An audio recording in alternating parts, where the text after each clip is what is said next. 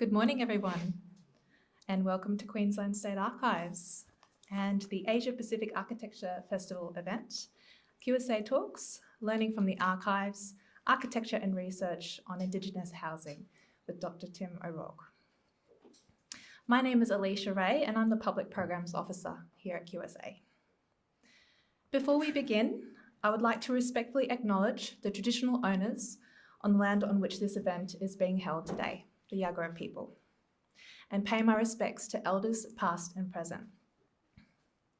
I'd also like to extend that respect to all First Nations people joining us here today and online. Aboriginal and Torres Strait Islander people, please be advised that this presentation may contain images of people who have passed away. I'd also like to acknowledge the Yagara and Turrbal people and their elders past and present, and also like to thank the many Aboriginal and Torres Strait Islander people who informed this presentation, both directly and indirectly. Held last year at the Anthropology Museum, the exhibition Camps, Cottages and Homes made extensive use of archival documents to present a brief history of Indigenous housing in Queensland. The Queensland State Archives provided invaluable support for the exhibition, as will become evident in the following presentation. And thanks to Alicia for inviting me here today. The talk has two aims. The first aim is to illustrate the necessity of archives in reconstructing a history of Indigenous social housing. What should be an easy task can be complicated by the understandable administrative bias of state and national archives, compared to the more limited records of residents and how their buildings might affect their lives. This disparity between voices inform themes and raise questions explored in camps, cottages and homes. I'm just going to make sure. The second, more tenuous aim is an attempt to draw out the reasons why different types of archival documents can be of use to current design practice. We're in the midst of a nationwide housing crisis. For many Aboriginal and Torres Strait Islander families and individuals, the current crisis is most likely an acute spike in a long colonial history of substandard housing in short supply. These crises are a failure of policy, but also an architectural problem. I'm certainly not here to canvass architectural solutions. However, the exhibition suggests approaches to design that begin with a conversation about housing based on the diverse historical precedents in settlements, towns and suburbs. Camps, Cottages and Homes was a collaboration between Michael Aird, the director of the Anthropology Museum, curator Mandana Mapar, Paul Memmott and me, with the assistance of researchers Jess Kane and Linda Thompson. Michael Aird, as many of you will know, is a photographer, publisher and researcher with a forensic interest in archival photographs of Aboriginal people. While the architecturally trained respond to buildings, Michael's interest is in the residents and their relationships to housing influence the scope and content of the exhibition. Mandana has worked on exhibitions across Queensland's institutions. As for Camps, Cottages and Homes, Mandana worked tirelessly to connect the objects to communities and individuals prior to and during the exhibition.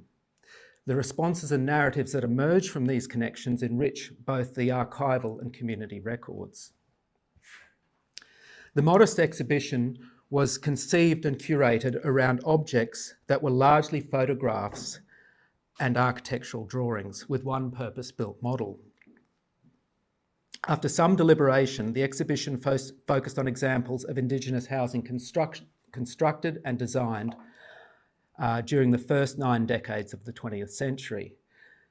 This period begins after the implementation of the first Aboriginals Protection Act through to the mid-1980s, when the Queensland government belatedly adopted policies of self-management for Indigenous settlements.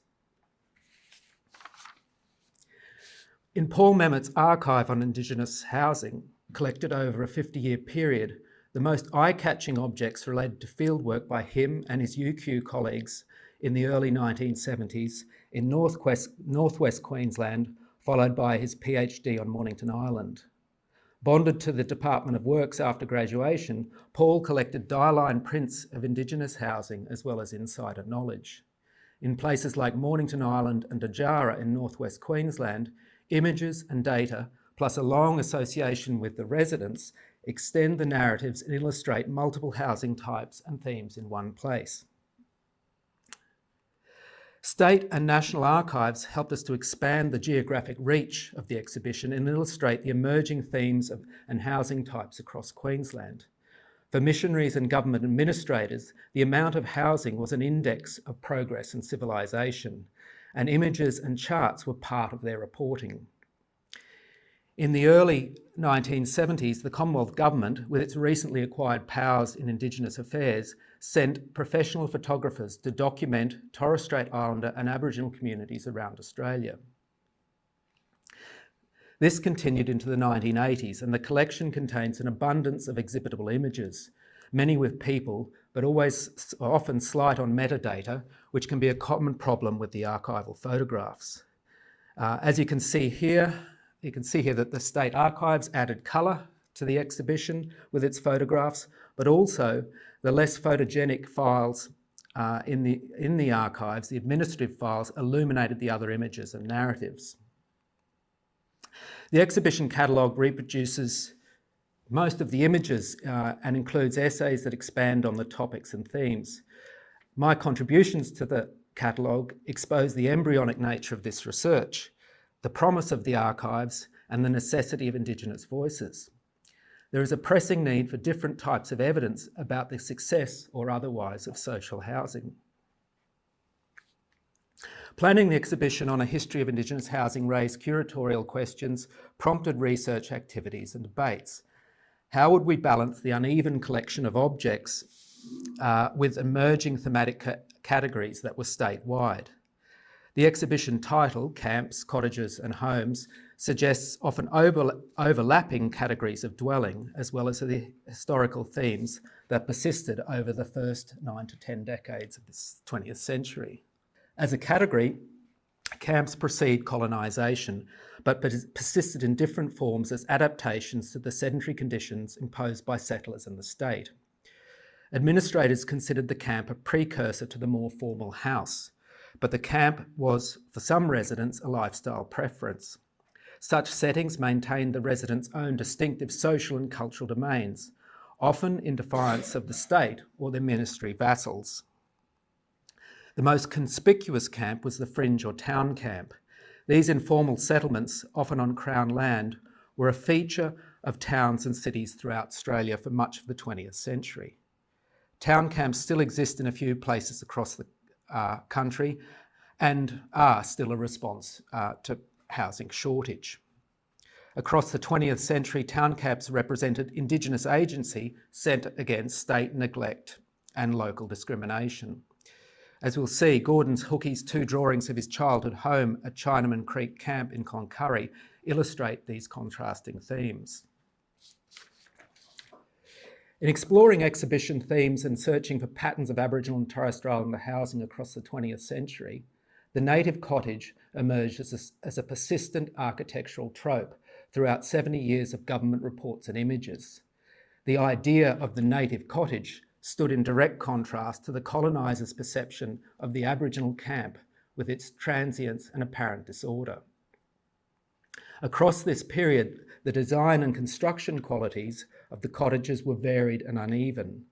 However, the purpose of the native cottage in policy settings was unchanging. The construction, occupation and maintenance of the cottage was both symbolic and instrumental in settling and assimilating Aboriginal and Torres Strait Islander people. The state included Housing Commission homes in their policy agenda. For Director Cornelius O'Leary, the 1959 images of families outside suburban homes were an index of his department's successful assimilation policy, which aimed to resettle inmates of government settlements and missions in Brisbane and country towns. And I quote, this is from the report, "The Queensland Government's determined policy is to effectively prepare these people for assimilation into the community, and to such purpose its government settlements and church missions operate."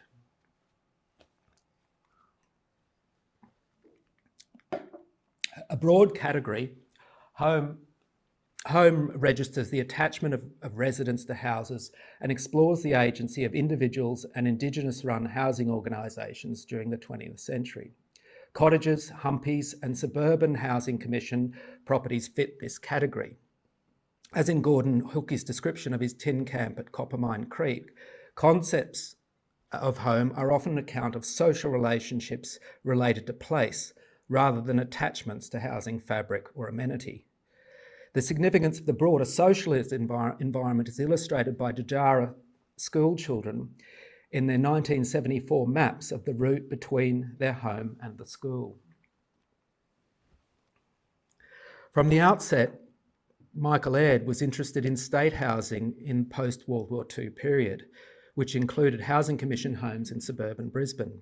In his book, Brisbane Blacks, Michael has a chapter of interviews that tell the importance of secure housing to Aboriginal families in the Brisbane suburbs and this relationship of housing to employment, education and health.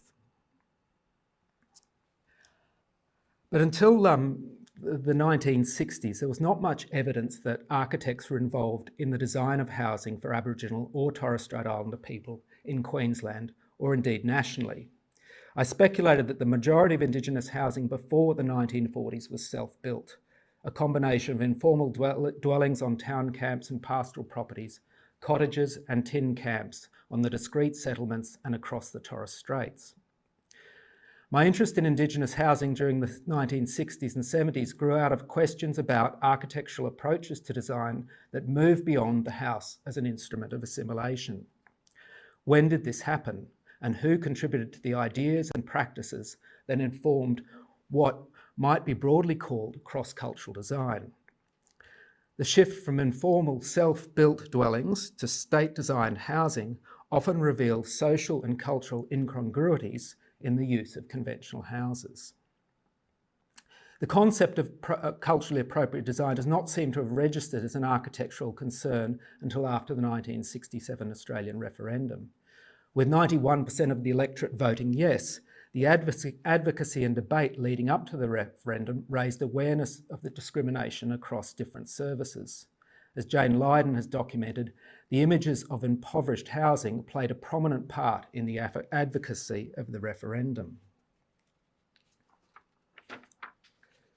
The Whitlam government's shift from policies of integration to self-determination affected Indigenous housing through the rise of housing cooperatives.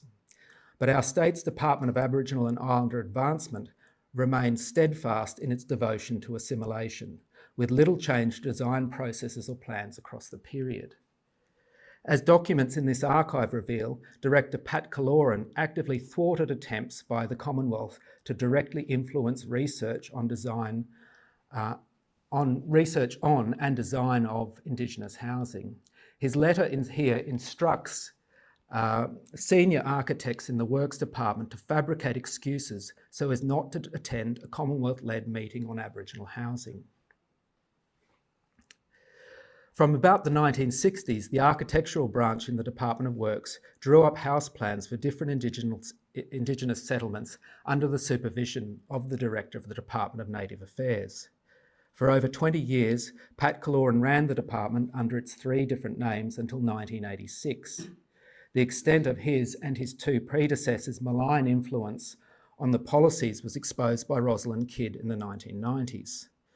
Paul's collection of dialines from the early 1970s indicate that design activities increased over this period, and the files record Kaloran micromanaging the housing programs across the government settlements, country towns, and extending into the missions.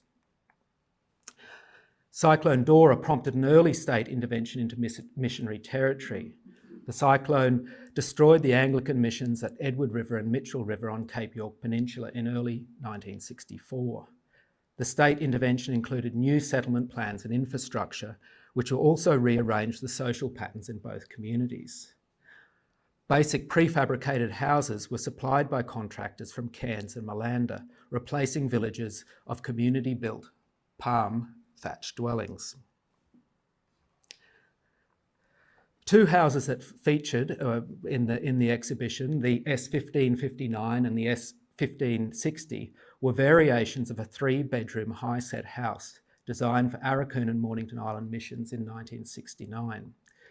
The designs are informative for a number of reasons, and not least because Paul Memmott observed and documented their use as new houses on Mornington Island in the 1970s.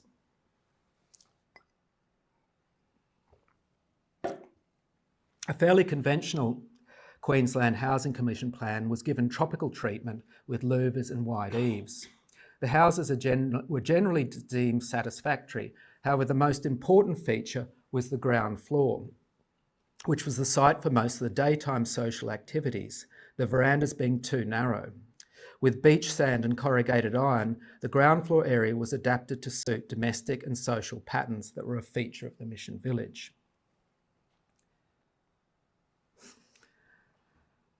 One ambition of camps, cottages and homes was to connect the exhibits to Indigenous communities and individuals.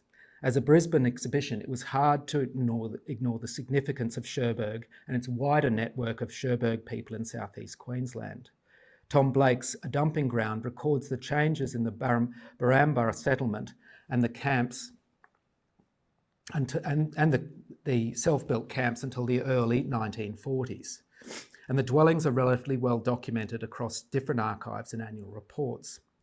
The rudimentary unlined cottages in Cherbourg were a superior quality to the native cottages in most other settlements and missions in Queensland, but until the 1960s, this was a relatively low-set bar. The superintendent, probably with local advice from local carpenters, was responsible for the design of the cottages. Displayed in the Ration Shed Museum, this sort of rather poor quality image with a caption about prefab housing on Broadway suggested design activity by the state and a relevant topic about Cherbourg, but this needed more exhibitable material and a narrative. In 2019, I uncovered a manual on Cherbourg prefabricated housing in our research centre plan drawers. This is a comprehensive set of A2 drawings and specifications that documented a structural upgrade for the prefabricated construction system, confirmed by Paul, who had worked on the upgrade in his second stint at the Department of Works. In 1977, Paul travelled to Cherbourg to evaluate the prototypes built from this set of drawings. Examples of prefabricated housing were widespread in post-World War II Australia. The Department of Native Affairs has issued housing prefabrication for the more hard-to-reach missions, as in Mitchell River and Edward Rivers in 1965. And subsequent drawings from the Department of Works show that many of the house designs were dimensioned to suit prefabrication. Cherbourg prefab, however, looked like an anomaly in the wider national history of Indigenous housing. Aboriginal photographer Mervyn Bishop had documented workers in the sawmill and the joinery workshops in the 1970s, prompting more questions about the program. Who initiated the prefab, and when did this program start and finish? How many prefab houses were erected in Cherbourg, and what did the householders think of them? These were questions that archives and the residents of Cherbourg might begin to answer. The eureka moment occurred in this archive next door, opening the aptly named Cherbourg prefab file, item 1001587. This file and several others began to explain the extent and reach of the prefabrication project. Kaloran, I'm pretty sure, initiated the program in 1965 and controlled it over the next 15 to 20 years. His broader rationale was to supply conventional housing to the state governments and country towns throughout the state. Kaloran recognised that Cherbourg was well placed to produce prefabricated housing due to factors related to its workforce, infrastructure and location. It was the closest government settlement to Brisbane, which permitted a greater degree of scrutiny by the department, faster communication and logistical advantages, being only 6 kilometres from the state rail network in the town of Mergen. The trade training workshop, completed in 1958, fabricated an extensive range of joinery items and furniture, which was sent to Indigenous communities and institutions around the state.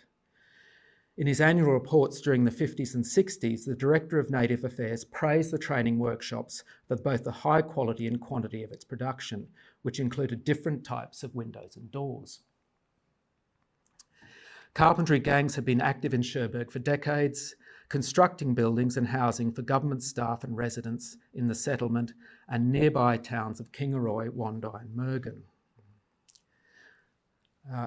So the settlement was located on the Cherbourg Forest Reserve, which supplied hardwood for its local building construction after the sawmill was built in 1918. The settlement was also close to large state-owned hoop pine and exotic pine plantations. Annual reports from the Director of Native Affairs document the productivity of the sawmill throughout the 50s and 60s, with a regular surplus of timber. In addition to rough sawn timbers, the mill produced tongue and groove flooring, chamfer boards and mouldings. From 1961, local Cherbourg sawyer Roy Fisher, who had received training in New Zealand, was in charge of the sawmill operated by a team of local men. Prior to the exhibition, Mandana and I visited Cherbourg to share the images and meet elders who had worked on the joinery and prefab workshop. It was difficult to keep up with the names and personal stories, as names and personal stories were attached to the images from the state and national archives. For those involved in prefab, their pride in the work was evident. We did not meet Jack Watson, but he is still a builder on the Sunshine Coast. In Brisbane, I met with Kenny Georgetown, who had worked in the joinery for over a decade, and he added information about the fabrication processes and his fellow workers. Tommy Finessa is from Bamaga, and he was sent to the boys' dormitory, returned to Bamaga, and then came back to Cherbourg as an apprentice in the joinery. The kitchen joinery in the photo was disassembled, flat packed for rail transport to furnish the prefab houses. In supporting the expansion of the workshops and new machinery, Kaloran had established the means to distribute high-quality houses and furnishings at minimal cost to the department. In an online search of the National Archives, 2 houses, one in Mergen and the other in Darnley Island, now Arab, looked a lot like the prototype in Paul's photographs. The State Archives confirmed the hunch. One of the first prefab houses to leave Cherbourg was erected in nearby Mergen in 1970, and the correspondence revealed the extent of the program. Further north, Eidsvold and Theodore received 2 prefab houses in 1971. Requested by the Shire Clerk of the Doringa Council to accommodate Aboriginal families, 2 prefab houses were erected each in the small towns of Dingo and Bluff in 1972. 4 more prefabs were sent to Gladstone in the same year, and then 1 to Darnley Island, as featured in the National Archive, in 1973. Many of the house designs produced by the architectural branch of the Public Works are similar to, if not the same as, Queensland Housing Commission homes. The prefab Cherbourg house was one of these plan types, except that by the 1970s, the toilets and bathroom had moved inside the Housing Commission homes. The documents chart the productivity of the workshops with prefab duplexes sent to Mount Isa, Kawanyama, Edward River, Warrabinda and Lockhart River between 72 and 81. I haven't been able to accurately calculate the number of houses in Cherbourg, and I think there's at least over 20, but then the system changed and was adapted to concrete slabs and concrete block walls. There are five photographs of Atakumi Stevens' house in the National Archive, and they're richly detailed images. And I've shared this with a colleague, Stephen Long, who sent these up to Kenny Bedford in the Torres Strait.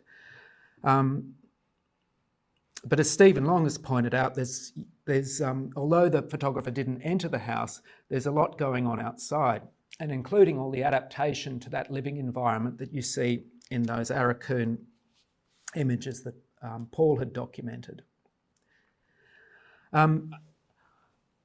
I haven't been to Gladstone or Dingo yet. However, online mapping tools offer all sorts of surprises. And Google Street View is yet to visit Cairns Street and Dingo, but the aerial confirms that the prefab houses were still there in 2021. And the Bribie Island duplex is next on my list.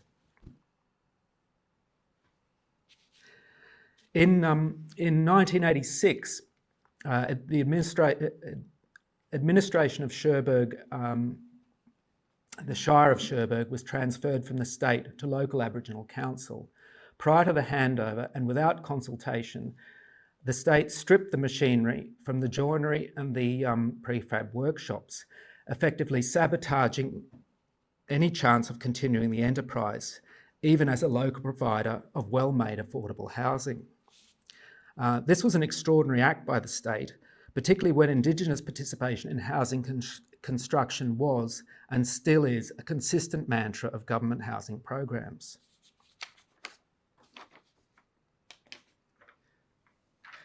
When in Cherbourg showing the images, the Mergen House was identified as the Stanley House and still standing in Perkins Street. Mandana shared the images with Waverley Stanley, and he wrote back with his response to the photographs. For me, this was the most significant and successful photograph in the exhibition. It's a striking archival image with a history and narrative informed by archives and a family who lived in the home for over 50 years. In conclusion, I hope I've shown enough to account for the first aim about the significance of the archives in this type of history. The second aim is to think about how archival data might be applied to architectural practice. This relates to a broader question of how to acquire information that can be used to improve design. Active and engaged consultation is the best answer. Effective consultation techniques were developed in the 1970s by a few dedicated architects, actually employed through a national government program. This type of consultation is rare in social housing because it is specialised and time-consuming. And there have been a few Commonwealth government housing programs over the last 30 years that have adopted a fairly rigorous approach. The small community forum held in the exhibition after the opening gathered attendees from across the state.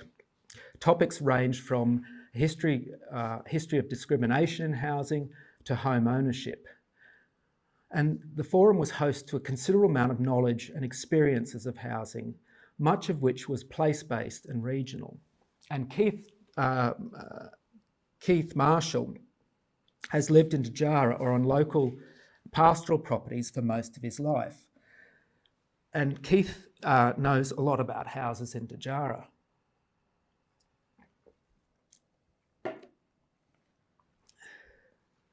So in the third last slide, I'm going to make another attempt to sort of connect the benefits of combining this local knowledge with the archival records.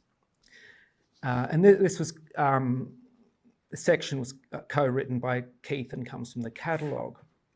In 1965, architects in the Department of Works designed 2 cottages to house Aboriginal people in the new subdivision in Djara. There was one of these featured earlier on. In the 1960s, town camps around Djara were already home to Walluwarra people from the wider region, and they'd gravitated to the town after it became a railhead for the cattle industry. Built in 1966 on 7 adjoining lots on Matheson Street, the cottages were a slab on ground with concrete masonry walls. At the far western end of the town, the last house in the street was 200 metres from Carbine Creek. Families from the town camps moved across Carbine Creek in and into the block cottages in the late 60s. The houses were also prone to flooding, with nearby Carbine Creek rising rapidly during heavy rains. This occurred regularly over the next 55 years, with recent flooding events in 2014, 2016 and 2021 displacing the households. After each flood, the residents of the cottages camped in the community hall or stayed with relatives in Djara or Mount Isa while the cottages were repaired. 3 of these cottages were demolished in 2021, having been flooded and fixed about a dozen times during their 5 decades next to Carbine Creek. Keith and many others in Djara know a lot about their housing stock. Which houses are the warmest in winter or the coolest in summer? Which are overcrowded or vacant and why? Who has drinking water and who doesn't? Combined with the archival records, it's possible to build up a housing history that is useful to an architect from Brisbane, Sydney or Perth. And it's one method of opening up a conversation about housing design. The final 2 slides, actually there's 3 slides, feature the state 1559 and S 1560 designs. The model is based on one of the ridge houses on Gunnedah on Mornington Island. And many of these houses were destroyed in Cyclone Ted in 1976, although several remain today. My colleagues Carol Gosam and Kelly Greenop have been doing some research on Mornington Island around the housing. And Carol told me the other day that the high set S59, these houses, are still considered one of the better houses on the island. And this doesn't say much for the other houses built over the last 50 years. Thank you.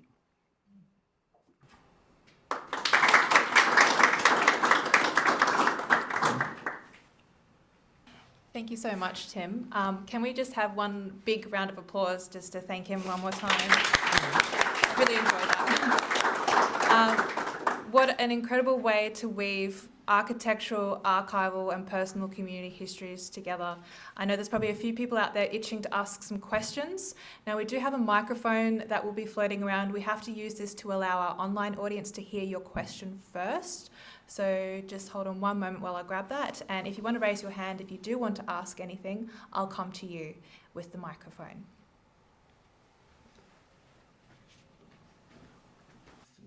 Just the designer of the catalogue counted 28 people in this house. And this is a S15. So, and you can see where most of them are located. Thank you. Apart from this dwelling here, I was just wondering if there were any other unique uses or conceptions of the buildings after they were built. Yes. So the buildings, most of the buildings in all of these places, and we're dealing here really with mostly regional remote places. This is where most of the documentation and the sporadic research has been. They're all, the way that people live in these often conventional housing is quite different from the way that other Australians would live in them. So we're talking about this occupation of the spaces underneath and around the houses. That was an observation made by Joe Reeser when he was spent almost 2 years in Arnhem Land studying houses. And he said that people live around the houses and not in them. And this is very common in regional areas and certainly remote communities. And you can see it, once you sort of get your eye in, you start picking up the windbreaks, the platform, particularly in the Torres Strait, these platforms. But you see this adaptation in places like Djara. Colleague Steve Long, who did his PhD there, looked at the way the houses were adapted, and even all through winter, mostly people lived outside with beds, and that's changing now. It's probably changing largely because people have access to lots of television channels and the internet. I think it's driven younger generations inside. So there has been this observable change. But one of the, it's a different way of using houses. We do actually know quite a bit about, what is now called cross-cultural design. We know about that. It's not really so much of a challenge. And one of the bigger challenges has become climate change and making this vast stock of housing actually habitable.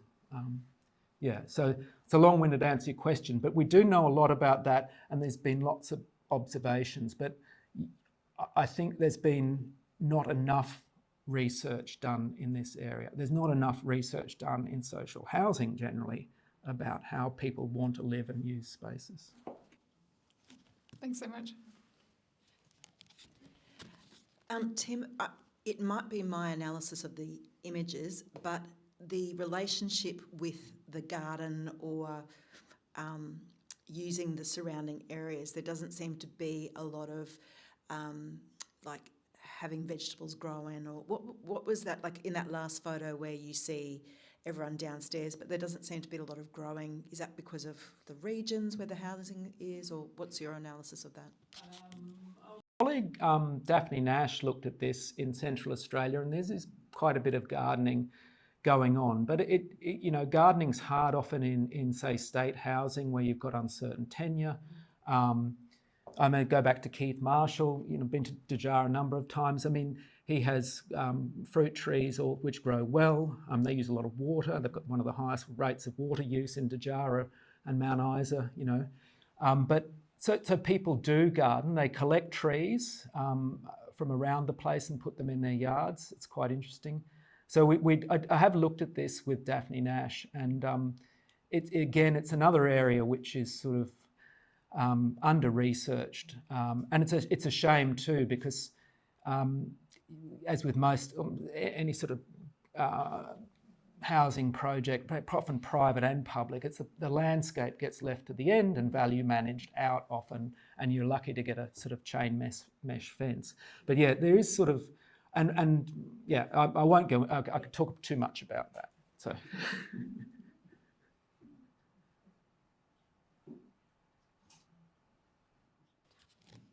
So we just have a couple of questions from our online audience. So the first one is, due to the wide use of prefab and block timber social housing, do you believe that traditional housing styles such as thatched houses or similar can still be incorporated into social housing? No, not thatched. It was the so-called native cottage was thatched. It was really interesting to see how widespread that sort of was right across the north, and built on local traditions, and it imported traditions from actually South Sea Islanders, indentured labour, and the Torres Strait. But yeah, the houses had to be replaced every 2 or 3 years. Thatched houses don't last. And a lot of those places ended up, there were just with hookworm problems. So there was a real problem with health in those sort of environments. I think it goes back to that other question. You can look at outdoor areas, and I haven't shown any, but shade structures are very commonly built. Actually, Steve Long in that on the Darnley Island house picked up three shade structures hidden in the background. And that's again about adapting to sort of making outdoor environments comfortable. Still really common in western parts and all through, Central Australia into the Western Australia. So using some of the, certainly using the traditions and including the windbreak, which was the most widespread shelter across Australia, is incredibly useful, I think, to housing. I think not just Indigenous Australians, but other Australians should be using windbreaks. So. And one more from the online audience. What were the styles of housing established in the church-run missions? Guessing they were fairly rudimentary. Very good question. Best question so far online. Jasper Ludwig has an excellent essay in the catalogue around the influence of the Moravian missions. Actually, I dropped out somewhere. I did reference it, but and the Moravians came through and established Arakoon, Weeper, Mornington, and 4 missions on Cape York and Mapoon. They brought in a model of settlement planning, which really sort of established the way that places were organised. The missions then did the work of the state in a lot of those remote areas. But the state, they were very poorly funded. They had enough, they built, you know, the administrative section, the missionary domain, but outside of that, and as I say, named on the plans and in all those annual reports, the native village was largely self-built. It's another job. There's another set of archives out there, which are the mission archives. And as I say, Jasper has tapped into that and done an extraordinary story explaining how these places were planned and organised in the late 19th and early 20th century. But I do know from archives in Canberra that, again, it was around the 60s that I know the Catholic missions and other missions started to look at, again, prefab as a solution, very basic cottages to replace the self-built. So yeah, there's a whole other, if anyone's interested, there's a couple of PhDs out there on that topic alone. So. Just based on your research, I was wondering, what are your thoughts about like the current state of social housing for remote communities, and what can be done better?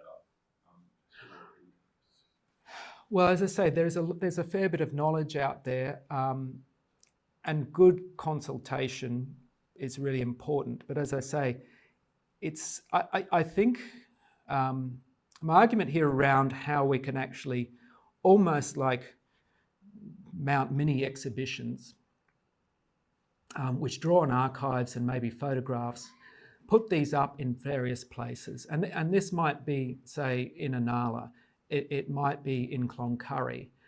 And that sort of elicits a conversation. When you go to talk to people about housing, or you do this thing called consultation, it's often not very easy, you know. I mean, to draw that information out of people about what they really think about housing, and good research often involves observation, you know, all these sort of different methods of finding out this information. So this is why I've sort of got this sort of very sort of speculative idea about how you could actually sort of get people to start discussing. People know about their housing, you know. And it's not just about talking to the men. You should be talking to women. You know, they're often the ones that actually run the households and use the kitchens and things like that. Good consultation practices involves, you know, men and groups, men and women going into those various places and spending. The trouble is that what happened in the mid-70s, what they spent, it was actually because it was federally funded organisation, they were spending 6 weeks. Families, the architect and in this case, a couple of architects, their partners and children were in the communities for 6 weeks finding out. It's very hard to do that now unless there was some organisation to do that. So this is why sort of I'm arguing that we need all the resources we can. And rather than an architect who knows nothing about a place, going in and being given a commission to do some social housing, without all that background information and knowledge, you know, they're going to be making mistakes. You know, all architects make mistakes and will continue to do so. But if you can minimise them, that's a good start. Does that answer your question? Yeah. And I was wondering about like the ownership structures of these places, like for people moving into those places. Well, home ownership's a really big thing, and that's the problem. You know, where there's continuity, people create homes. If people are moved out because they can't pay their rent after a couple of months or can't pay their electricity bills, which has happened, they're evicted because of not being able to afford that's a problem. There was an interesting discussion in the community forum about how much housing, you know, how many Indigenous families have been renting housing for a long time, to such an extent that they actually should have been given it. You know, I mean, and that would be one way of broadening out that home ownership, particularly in places like these sort of country towns and Cloncurry and those. You know, it would make a huge difference, I think. And it has been looked at by the state government, but you know, like a lot of these things, they sit there as good ideas, but I don't think it's gone anywhere. So who owns the houses now then? In Cherbourg, for example, or in Cherbourg, because it became a community, there would be community run, I think. There'd be some home ownership, but owned by the Cherbourg Community Council.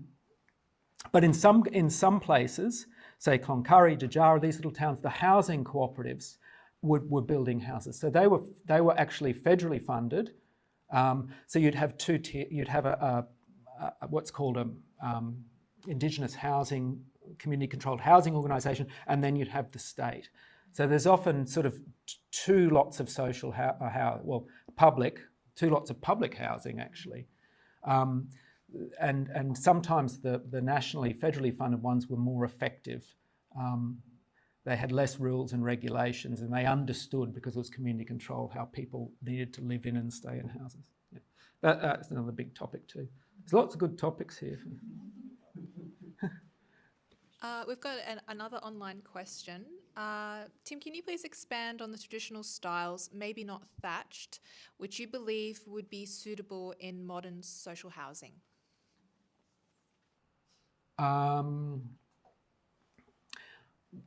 One thing I did try to emphasise here, that this is the knowledge and and what we should be doing as architects is really place-based and regional. It's got to be a response to the various climates and environments that people are living in. And you see that when you see how people have adapted those environments, which would be different in Torres Strait from, say, northwest Queensland. And there's similarities, but there's also differences which need to be acknowledged. As I say, there's some fairly common traditional shelter types, such as these simple shade structures, which were adopted very early on by the settlers, but also these windbreaks, which allow people to sit outside. And in those places where you've got these sort of fairly consistent seasonal wind patterns, you just sort of move them around to make outdoor living more suitable. So in August, July, August, when we're getting the westerly winds, you'd have a windbreak to protect yourself from that. And that just makes, particularly as people, if they use outdoor fires or even it just makes that sort of thing important. Good housing in Deb Fisher, who's now in Cairns.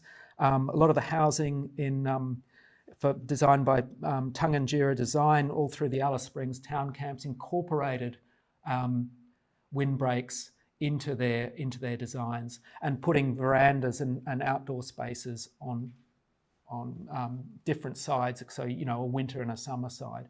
A lot of it's climate design, but it's understanding how people use those domestic areas. So there's that sort of thing. So learning from, and a lot of that learning was actually looking at the camps and the various town camps. So, and that's where sort of many are sort of observing how those places are used in the early 70s. Paul Memmott did this, but certainly there was a lot of it done in Central Australia. I hope that answers it. It's a place. There should be a place-based approach.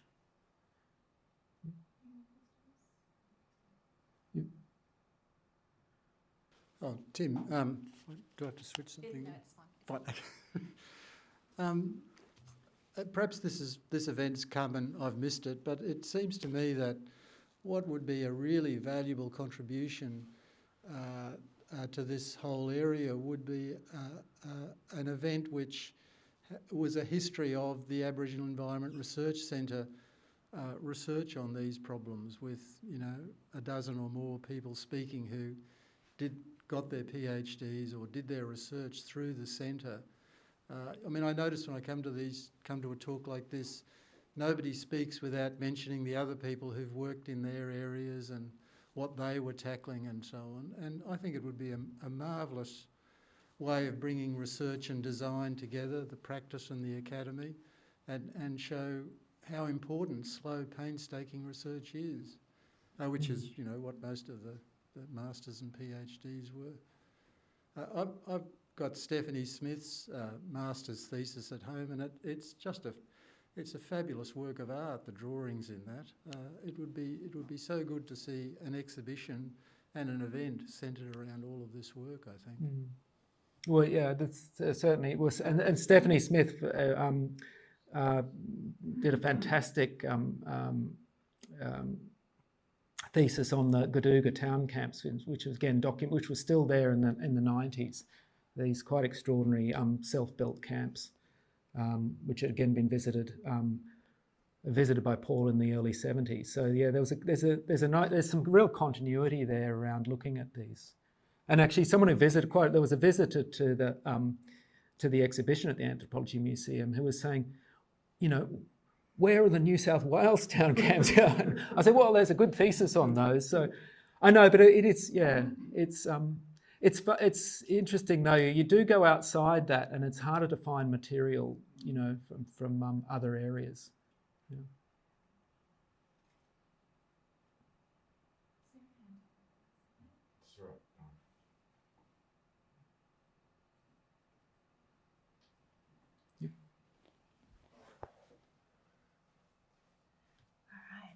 Thank you, everybody, here and online.